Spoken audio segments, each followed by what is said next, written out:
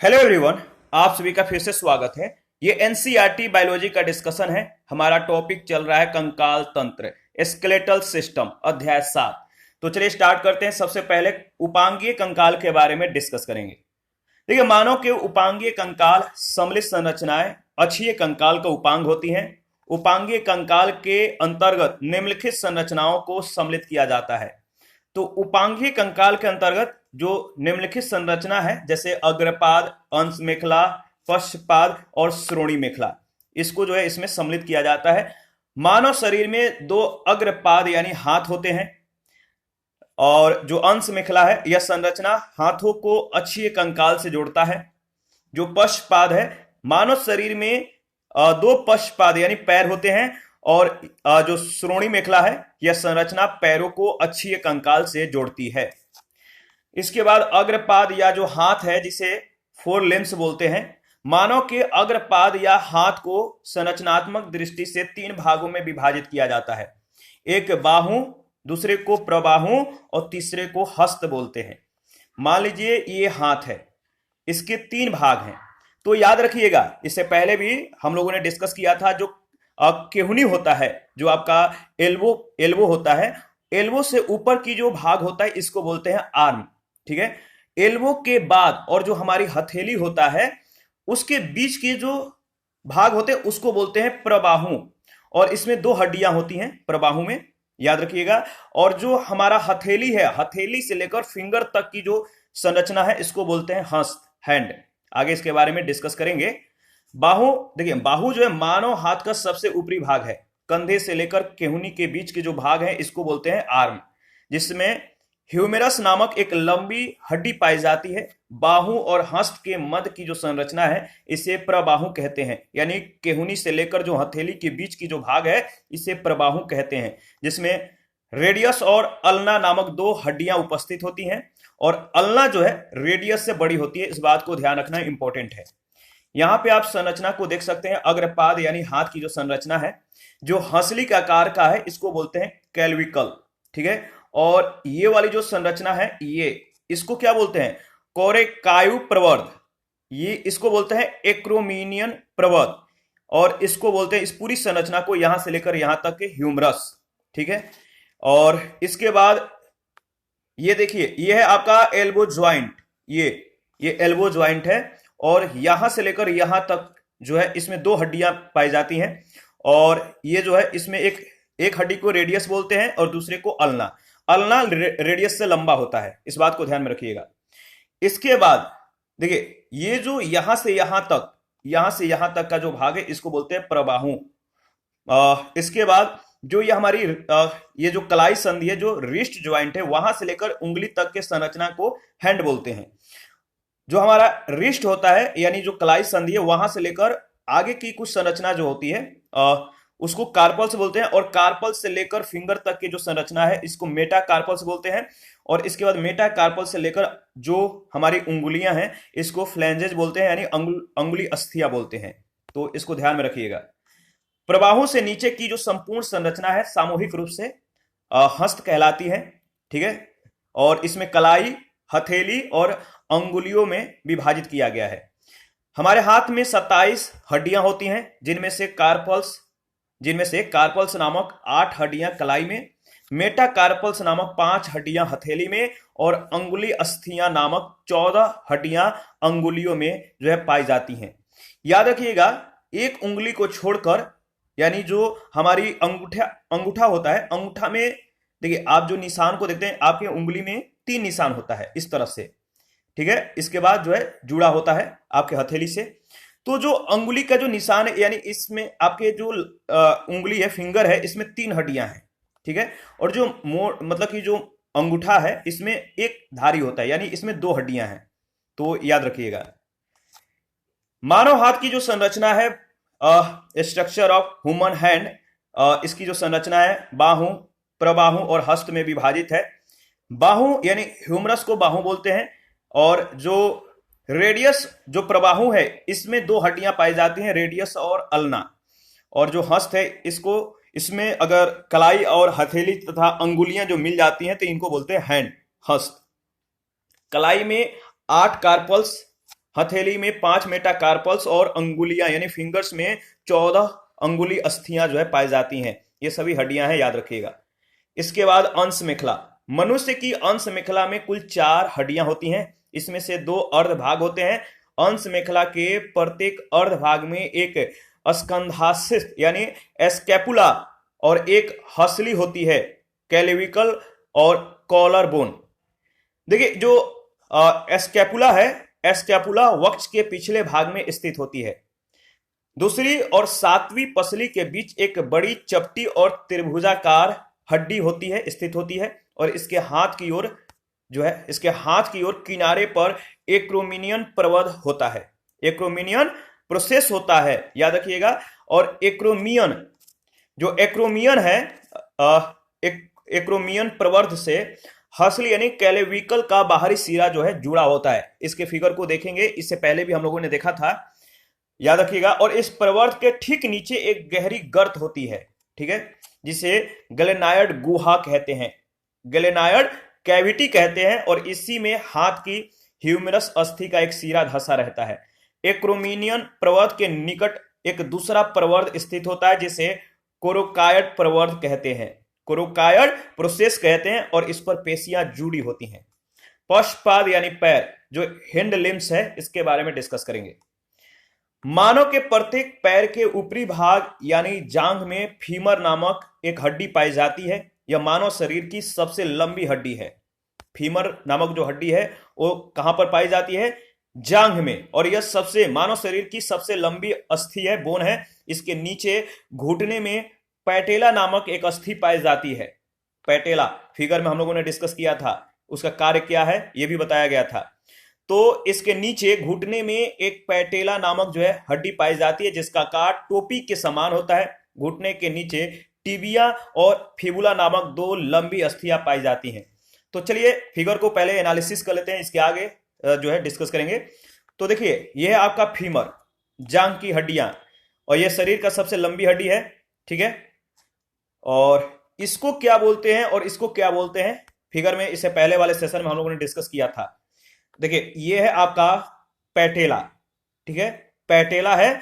और ये जो है एक हड्डी है और टोपी के समान मतलब ये दिखता है, ठीक है। और जो हमारा पैटेला इससे नीचे और यहां तक जो हमारा एड़ी है, यहां तक शरीर, इस पैर के मतलब पैर के अंदर 2 हड्डियां पाई जाती हैं, एक को टिबिया एक को फिबुला बोलते हैं। तो 2 हड्डियां हैं, टिबुला और फिबुला। पैर के नीचे स्थित टखने में टर्सल्स, जो पैर के नीचे स्थित जो टखना होता है, इस टखने में टर्सल्स नामक 7 हड्डियां और प्रत्येक पंजे में मेटाटार्सल नामक 5 हड्डियां स्थित होती हैं। प्रत्येक पैर की 4 अंगुलियों में 3-3 अंगुलियां और प्रत्येक अंगूठे में 2 अंगुली अस्थियां जो है होती हैं। यानी हमारे जो फिंगर्स हैं पैर की, उसमें कितने 3 हड्डियां, लेकिन अंगूठे में 2 हड्डियां होती हैं। और इस प्रकार पैर में कुल मिलाकर 60 जो है बोन्स पाई जाती हैं, 60 जो है 60 जो है हड्डियां पाई जाती हैं। मानव पैर की जो संरचना है, जांग, घुटना, पिंडली और पैर। तो मानव पैर की जो संरचना है किन किन से मिलकर बनता है? स्ट्रक्चर ऑफ ह्यूमन जो लेग है, इसमें जांग, घुटना, पिंडली और पैर होता है। फीमर की जो हड्डी है इसको जांग बोलते हैं, ठीक है, फीमर को जांग। जो पैटेला है इसको घुटना। पिंडली के अंतर्गत टिबिया और फिबुला आता है, ये दोनों हड्डियां हैं। और पैर के अंतर्गत टखना, तलवा और टोइज यानी पादप अंगुलियां। जो पैर की जो अंगुलियां हैं, इनको मिलाकर पैर कहा जाता है। टखना, तलवा और जो पादप अंगुलियां हैं, पाद अंगुलियां हैं, इनको जो है मिलाकर फुट कहते हैं। टखना में जो टखना होता है इसमें 7 टार्सल्स होते हैं और तलवा में 5 मेटाटार्सल्स नामक हड्डियां। और 5 जो अंगुलियां हैं, जो टोइज है, इसमें 14 अंगुली अस्थियां यानी फ्लैंजेस पाई जाती है, याद रखिएगा। इसके बाद श्रोणी मेखला। श्रोणी मेखला के बारे में अगर बात करें तो श्रोणी मेखला अक्षीय कंकाल तथा पश्चपादों यानी पैरों के बीच संधि योजन में जो है सहायता करती है।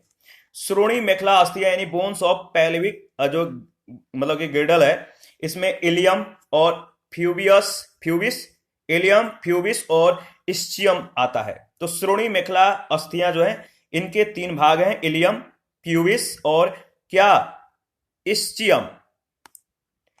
नवजात शिशु में जो न्यूबॉर्न बेबी होते हैं इनमें ये तीनों अस्थियां अलग अलग होती हैं, परंतु बाद में ये तीनों जो है इंटीग्रेटेड होकर श्रोणि मेखला का निर्माण करती हैं। तो इसको ध्यान में रखिएगा, इंपॉर्टेंट है। जो श्रोणि मेखला है इसके फिगर को आप एक बार देख लीजिए, इसके बाद आगे बढ़ेंगे। यह है श्रोणि मेखला।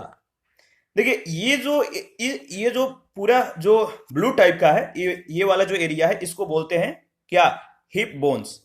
ये हिप बोन्स है, यानी इसी के सहारे जो आप बैठ पाते हैं, यानी जो आपका बोन है, हिप का जो बोन्स है इसको बोलते हैं नितंबास्थि। ठीक है, इसके बाद ये जो है इसको क्या बोलते हैं, ये जो एरिया है इसको, ये ब्लैक वाला को छोड़कर जो आपका ब्राउन टाइप का है इसको बोलते हैं सेक्रम। और ये वाला जो एरिया है जो ब्लैक वाला जो है, जो नोक की तरह निकला हुआ है, इसको बोलते हैं कॉकेस। कॉकेस यानी अनुत्रकास्थि, कॉकेस। तीनों अस्थियों के संधि स्थल पर एक गर्त या गड्ढा होता है जिसे श्रोणि उल्खून व एस्टिबुलम, याद रखिए एसिटेबुलम कहा जाता है। तो तीनों अस्थियों के संधि स्थल पर एक गर्त या गड्ढा होता है जिसे श्रोणि उल्खून या क्या बोलते हैं, एसिटेबुलम। और एसिटेबुलम में फीमर का अग्रभाग जुड़ा रहता है। इसके बाद मानव कंकाल की जो अस्थियां हैं इनके बारे में डिस्कस करेंगे। तो देखिए शारीरिक जो संरचना है, जैसे सिर, हेड का जो कंकालीय जो संरचना है, खोपड़ी। ठीक है, खोपड़ी के अंतर्गत अगर बात करें तो याद रखिएगा, खोपड़ी के अंतर्गत जो आता है कपाल, चेहरा, कणा अस्थियां यानी कान के जो कान होता है और जो हाइड होता है, ये सभी मिलाकर सिर का निर्माण करते हैं। ठीक है, सिर यानी सिर में होता है खोपड़ी के जो अक्षीय कंकाल हैं, जो एक्सियल जो स्केलेटन है, इसके बारे में अगर बात करें तो कपाल यानी बोलिए, तो कपाल के अंतर्गत जो आता है वो कितने हड्डियां, 8। कपाल में 8 हड्डियां हैं, ऑक्सीपिटल, पैराइटल, टेम्पोरल, फ्रंटल, एथमाइड और एफिनाइड। ये 8 हड्डियां मिलकर जो है आपका कपाल का जो है निर्माण करते हैं। इसके बाद फेस, जो सिर होता है इसमें सिर के अंतर्गत फेस भी आता है, और फेस में 14 हड्डियां पाई जाती हैं। इनका नाम है जैसे 2 नेजल, ठीक है, नाक की 2 हड्डियां, turbinal, lacrimal, vomer, zygomatic, maxilla, palatine और मैंडिबल। यानी इसके बाद जो कर्ण अस्थियां हैं इसमें 6 हड्डियां पाई जाती हैं, मैलियस, इंकस और स्टेपिज मानव शरीर का सबसे कोमल हड्डी होता है, याद रखिएगा। इसके बाद है एक हाइड होता है। कुल मिलाकर हमारे शरीर में 29 हड्डियां पाई जाती हैं। इसके बाद है पीठ की यानी बैकबोन, पीठ की अस्थि। इसमें जो मतलब कि इंपॉर्टेंट है वो है कशेरुक दंड। कशेरुक दंड में गर्दन यानी नेक, थोरासिस, कटी यानी लंबर, और इसके बाद सैक्रम, पूंछ आता है। और पीठ की जो अस्थियां हैं इनमें 26 पूरा मिलाकर मतलब बोन्स पाए जाते हैं, यानी कुल अस्थियों की जो संख्या 26 है। आप देख सकते हैं कि जो ग्रोवा कशेरुकाएं हैं इसकी 7, वक्ष कशेरुकाएं की जो हड्डियां हैं 12, कटिक कशेरुकाएं 5, त्रिकास्थी 1 और अनुत्रिकास्थी कशेरुकाएं जो है 1-1, तो कुल मिलाकर 26। इसके बाद जो थोराक्स है यानी थोरैक्स जो यानी वक्ष जो है इसकी जो मतलब की हड्डियां हैं एक होती हैं जो मतलब कि उरोस्थी है, स्टेर्नम जिसे बोलते हैं, और इसमें उरोस्थी आता है यानी इसकी एक हड्डियां हैं, और पसलियां जो होती हैं कुल पसलियों की जो संख्या है इसमें 24 है। पसलियों की संख्या जो है यानी 12 पेयर होते हैं, याद रखिएगा, और ये वक्ष के अंतर्गत आते हैं, सी और डी। इसके बाद उपांगीय जो कंकाल है इसके बारे में अगर बात करें तो जैसे वक्ष जो है इसमें अंश मेखला के अंतर्गत स्कैपुला और क्लेविकिल आता है, और कुल मिलाकर इसकी 4 हड्डियां हैं। ठीक है, इसके बाद कुल्हा यानी हिप, ठीक है, श्रोणि मेखला, और इसकी श्रोणि मेखला जो है इसके अस्थियों के जो नाम है वो क्या है, श्रोणि मेखला के जो अस्थियां हैं, अंग क्या है श्रोणि मेखला के, कुल्हा का जो मतलब कुल्हा जो है, इसकी जो कंकालीय संरचना है इसको बोलते हैं श्रोणि मेखला। और इसका जो मतलब कि अस्थियों का जो नाम है वो है आपका मतलब कि सॉरी कुल्हा का सैक्रम और कॉकेक्स। कुल मिलाकर इसकी दो हड्डियां हैं। इसका जो फोर लिम्स है, फोर लिम्स, इसमें अगर बात करें तो इसको जो मतलब जो अंग होते हैं फोर लिम्स में, जैसे ऊपरी बाहु होता है, प्रबाहु, कलाई, हथेली, अंगुलियां। ऊपरी बाहु इसके अंतर्गत जो है ह्यूमरस को ऊपरी बाहु बोलते हैं। प्रबाहु को मिला अगर रेडियस और अल्ना नामक दो हड्डियां मतलब की जो मिलती हैं, यानी जो प्रबाहु है, जैसे हमारा एल्बो पॉइंट से लेकर जो हमारा हथेली है वहां तक के संरचना को प्रबाहु बोलते हैं। इसमें दो हड्डियां पाई जाती हैं, रेडियस और अल्ना। और रेडियस के दो मतलब कि हाथ के दो हाथ हैं तो दो रेडियस, दो अल्ना नामक हड्डियां, तो कुल मिलाकर चार, याद रखिएगा। इसके बाद जो आपका कलाई है, इसमें 16 कार्पल्स, और जो मेटाकार्पल्स जो हथेली है इसमें 10 मेटाकार्पल्स नामक हड्डियां पाई जाती हैं। और जो फ्लैंजिस है इसमें मतलब कि जो हमारी अंगुलियां हैं इसकी जो हड्डियों की संख्या है वो 28 है। यानी कुल मिलाकर जो फोर लिम्स है कुल मिलाकर 60 हड्डियां इसमें पाई जाती हैं। इसके बाद जो हिंड लिम्स है, पश्चपाद, इसकी जो मतलब कि जो मतलब कि अस्थियों के जो नाम है, जैसे फीमर है, जांग में फीमर पाया जाता है, पिंडली में टीबिया, फिबुला, घुटना में पैटेला, टखना में टार्सल्स, और तलुआ में मेटाटार्सल्स, और अंगुलियां यानी फ्लैंजेस। कुल मिलाकर जो है इसमें भी 60 बोन्स पाए जाते हैं। तो मानव कंकाल में कुल अस्थियां कितने हुए? 206, याद रखिएगा। तो यहां पे आपको कमेंट करके बताना है कि जो शिशु होते हैं इनमें, जो न्यू बॉर्न बेबी होते हैं, इनमें कितनी हड्डियां पाई जाती हैं, कमेंट करके बताइएगा। अंश मेखला और श्रोणि मेखला में अंतर क्या है, इसके बारे में डिस्कस कर लेते हैं। जो अंश मेखला है यह वक्ष भाग में दोनों हाथों के मध्य स्थित होता है। जो श्रोणि मेखला है यह निचले शरीर के पिछले भाग में दोनों पैरों के बीच स्थित होती है। जो अंश मेखला है इसकी ग्लिनायड गुहा में हाथ की ह्यूमरस अस्थि का एक सिरा, फीमर का एक सिरा जुड़ा होता है। जो श्रोणि मेखला है इसके एसिस्टेबुलम में पश्चपाद की अस्थियां जुड़ी होती है, एसिस्टेबुलम। इसके बाद अंश मेखला जो है यह ग्लिनायड गुहा, स्कैपुला, कोरेकायड और क्लेविकल अस्थियों से मिलकर बनी होती है।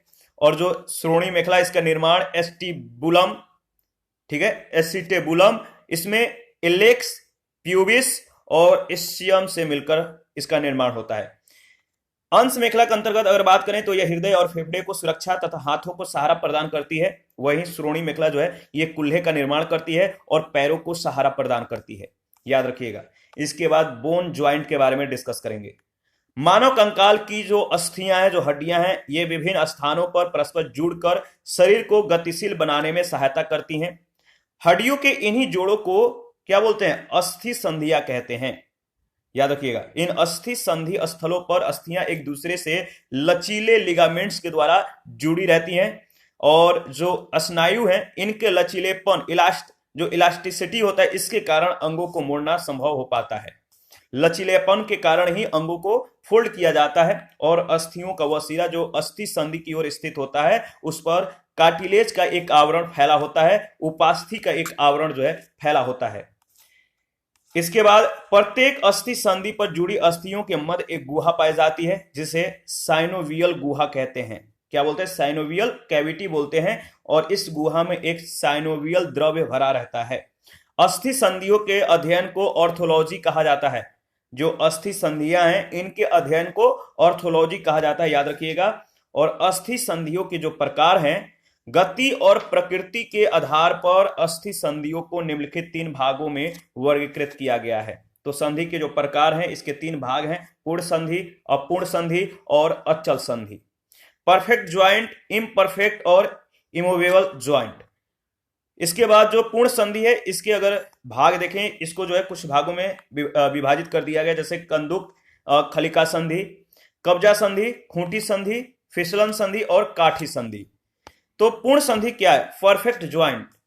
पूर्ण संधि के माध्यम से जुड़ी हुई हड्डियां गति करने में पूर्णतः स्वतंत्र होती हैं। और एक अन्य हड्डी संधियों की तुलना में, अस्थि संधियों की तुलना में, यह संधि अस्थियों को गति देने के लिए, हड्डियों को गति देने के लिए या अधिक स्थान एवं स्वतंत्रता को जो है ये प्रदान करती है।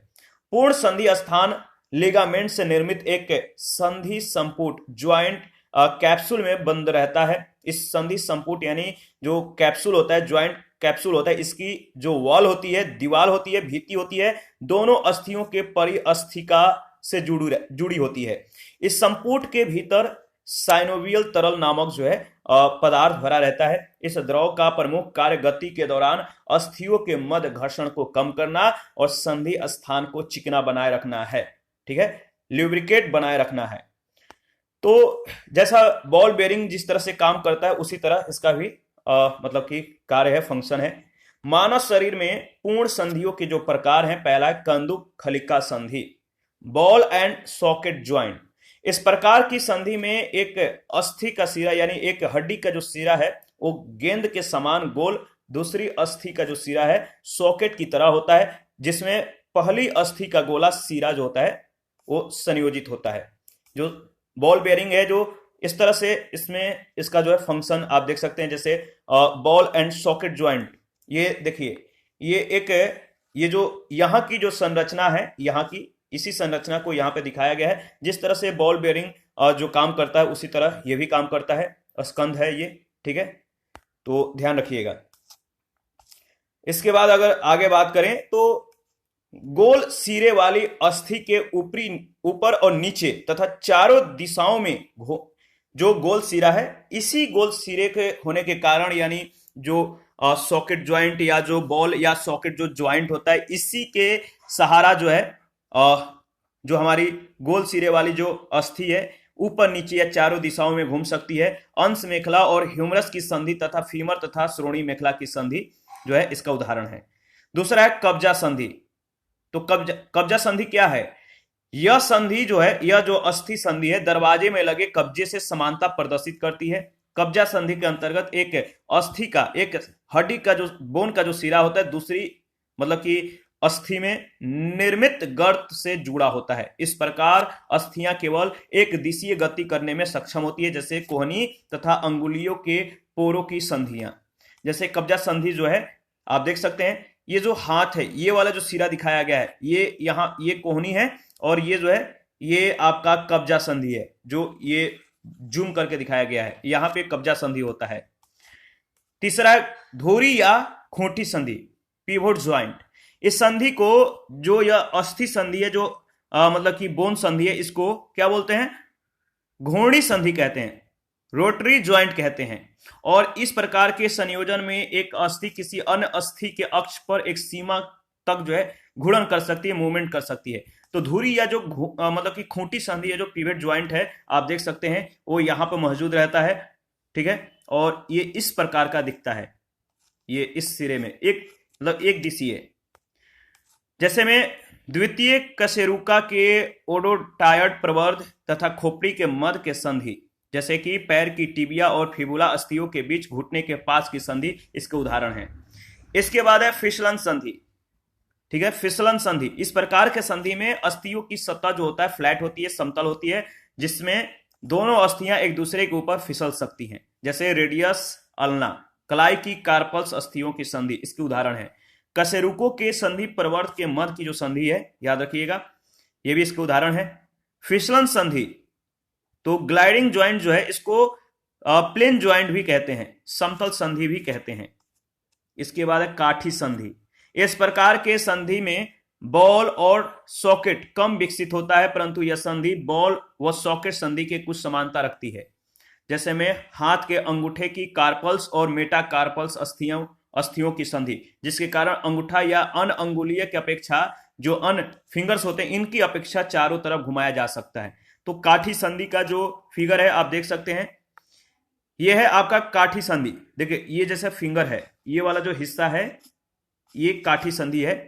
ठीक है, तो इसको ध्यान में रखिएगा। इसके बाद एलिप्साइड संधि। एलिप्साइड संधि क्या है? इसे हैप्पी संधि मतलब हैप्पी पॉइंट भी कहते हैं, तो हैप्पी संधि भी कहते हैं। जो एलिप्साइड संधि है इसको हैप्पी पॉइंट भी कहते हैं, और इसमें एक जो हड्डी होता है किसी अन्य हड्डी के अंडाकार गुहा से या अंडाकार गुहा में सटीक बैठता है, और इन संधियों में द्विअक्षीय दोलन आगे पीछे दाएं बाएं की ओर जो है गतिशीलता मतलब कि ये करता रहता है, इससे गतिशीलता संभव होता है। आगे पीछे की दाएं बाएं की गतिशीलता को ये संभव बनाता है, लेकिन घूर्णन संभव नहीं होता है, रोटेशन संभव नहीं होता है। जैसे में कलाई के जोड़ों और मेटाकार्पल्स तथा अंगुली अस्थियों के जोड़ों में पाई जाने वाली जो संधियां हैं इसके उदाहरण है। एलिप्साइड संधि जो है ये आप देख सकते हैं, देखिए ये वाला जो एरिया है गर्दन और कशेरुक दंड के मध्य की जो स्थिति है ये यहाँ पे एलिप्साइड संधि होता है। यानी रोटेशन नहीं कर सकते हैं आप, लेकिन दाएं बाएं आगे पीछे कर सकते हैं, ठीक है, याद रखिएगा। इसके बाद है अपूर्ण संधि। अपूर्ण संधि में हड्डियों के बीच साइनोवियल द्रव तथा स्नायु नहीं पाए जाते हैं, क्योंकि ऐसी संधियों में बहुत थोड़ी गति या घुमाव होता है। जैसे में कशेरुकाओं के बीच की अस्थियों की संधि, श्रोणि मेखला की प्यूबिक अस्थियों की संधि। इसके बाद अगर बात करें तो नेक्स्ट है अचल संधि।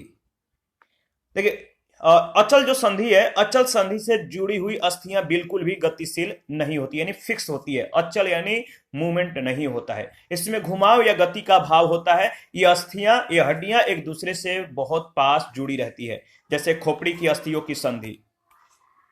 अस्थि संधियों से संबंधित जो सामान्य चोटें हैं इनके बारे में अगर बात करें तो संधि भंग। संधि भंग खिंचाव, सूजन के कारण या जोड़ों के गतिशील न होने के कारण अस्थियों का जोड़ से हट जाना, इसको बोलते हैं संधि भंग। देखिए जोड़ों में घुमाव या उन पर दाब के कारण कार्टिलेज का फट जाना, इसको बोलते हैं कार्टिलेज का, यानी कार्टिलेज टियर, कार्टिलेज का फट जाना। इसके बाद कंडरा का आंशिक रूप से या पूर्णतः फट जाना, इसको बोलते हैं खिंचाव या मोच आना। कुछ इंपॉर्टेंट फैक्ट्स है, इस फैक्ट्स को याद रखिएगा। जैसे लिगामेंट अस्थि को अस्थि से जोड़ती है, यानी दो हड्डियों के बीच के जुड़ाव को, यानी अगर दो हड्डियां हैं इनको जोड़ना है तो लिगामेंट इसके लिए उत्तरदायी होता है। लिगामेंट के कारण दो हड्डियों को जोड़ा जाता है। मनुष्य के शरीर के अस्थियों में कैल्शियम की मात्रा का संतुलन और नियंत्रण पैराथायराइड ग्रंथि करती है। मानव अंगूठे में काठी संधि पाई जाती है, याद रखिएगा। और शैशव अवस्था में, शिशु अवस्था में अस्थियों के विकास का केंद्र कार्टिलेज होता है। मानव शरीर में जबड़े की अस्थियां सबसे शक्तिशाली होती है। मानव शरीर का सबसे कठोर भाग दांत का इनेमल होता है। कलाई की अस्थियों को मेटाकार्पल्स कहते हैं। जो कलाई की जो हड्डियां हैं इसको मेटाकार्पल्स कहते हैं। रक्त कोशिकाओं के बनने की क्रिया को याद रखिएगा हीमोपोएसिस या हिमैटोपोएसिस कहा जाता है। हेमोपोएसिस या हिमैटोपोएसिस कहा जाता है। और अस्थियों के निर्माण संयोजी ऊतकों से होता है। लंबी अस्थियों में एक खोखली गुहा पाई जाती है जिसे हैवर्स कैनाल कहा जाता है। हैवर्स कैनाल।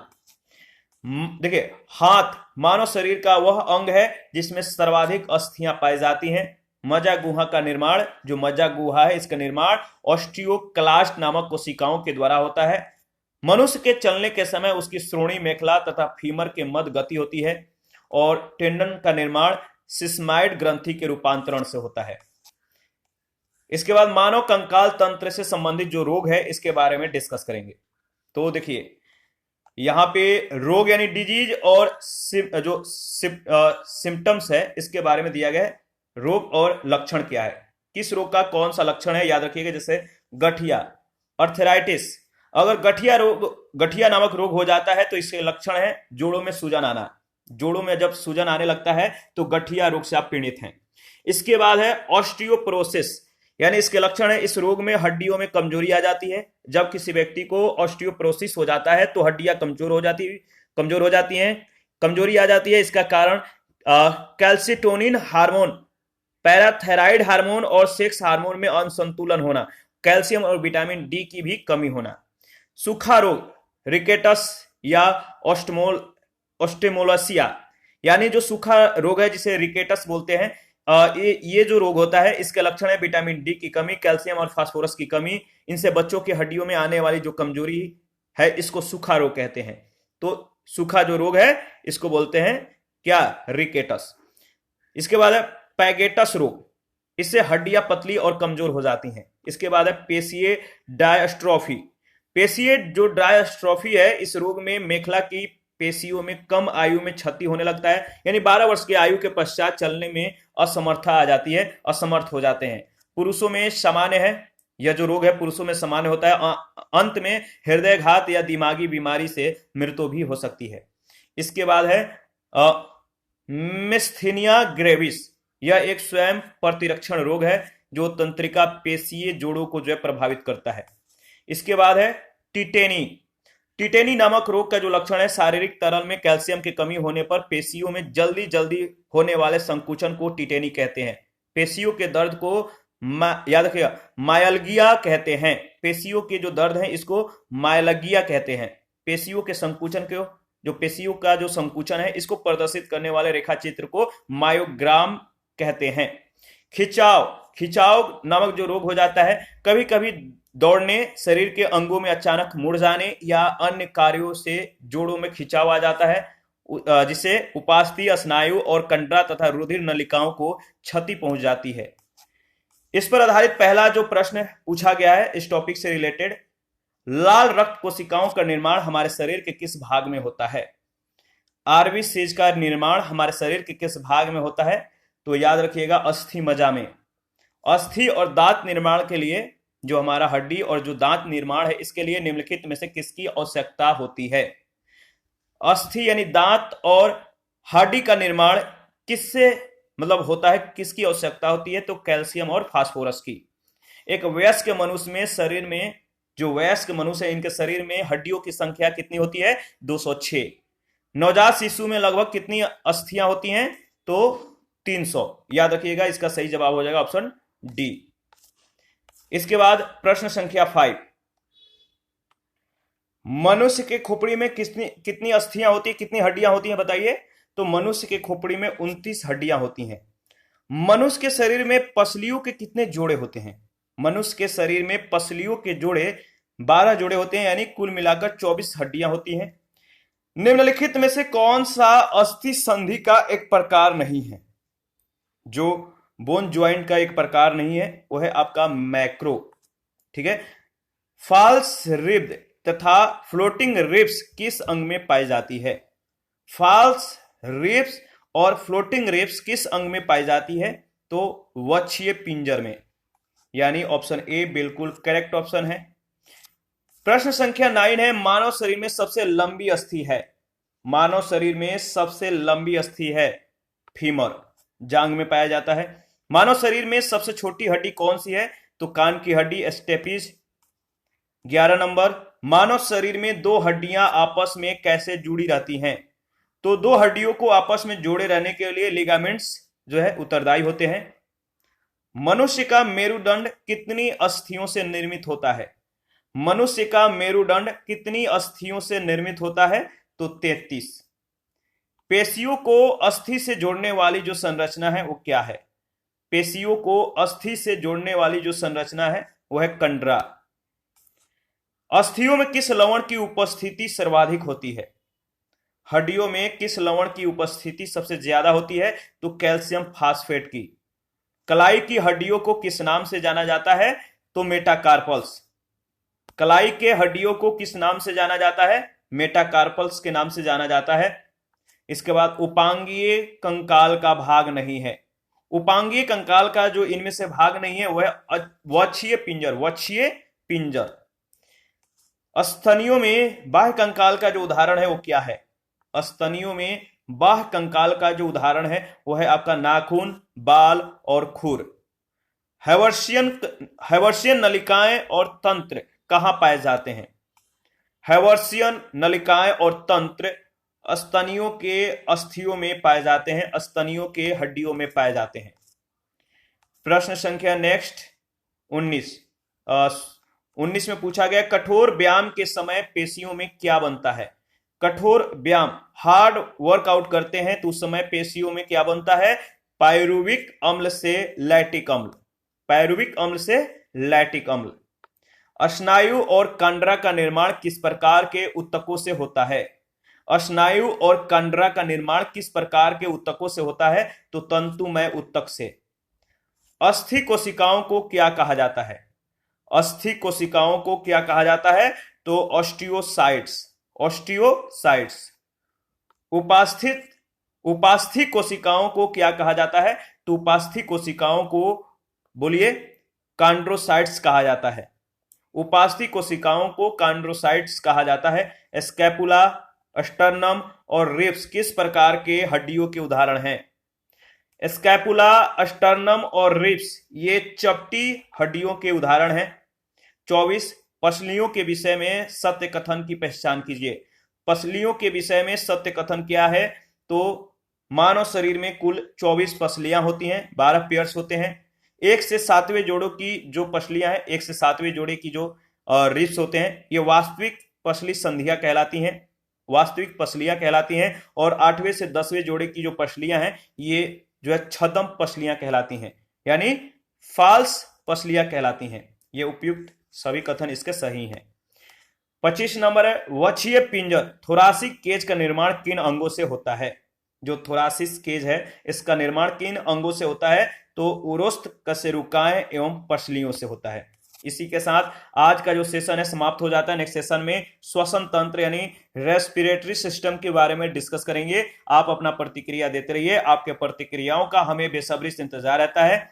जिन लोगों ने Telegram channel, Telegram quiz group, Facebook page, Instagram को ज्वाइन नहीं किया, वीडियो के डिस्क्रिप्शन बॉक्स में उसका लिंक है, आप ज्वाइन कर सकते हैं। और अगर आपको पीडीएफ चाहिए तो PDF Telegram channel, Telegram quiz group या चैनल के कम्युनिटी बॉक्स में जाइए, वहां पे पीडीएफ के लिए कुछ इंपॉर्टेंट अपडेट जो है, इंफॉर्मेशन जो है अपडेट कर दिया गया है। तो वहां से आप पीडीएफ प्राप्त करने की जो है मतलब देख सकते हैं किस तरह से प्राप्त करना है। तो थैंक यू, मिलते हैं नेक्स्ट सेशन में।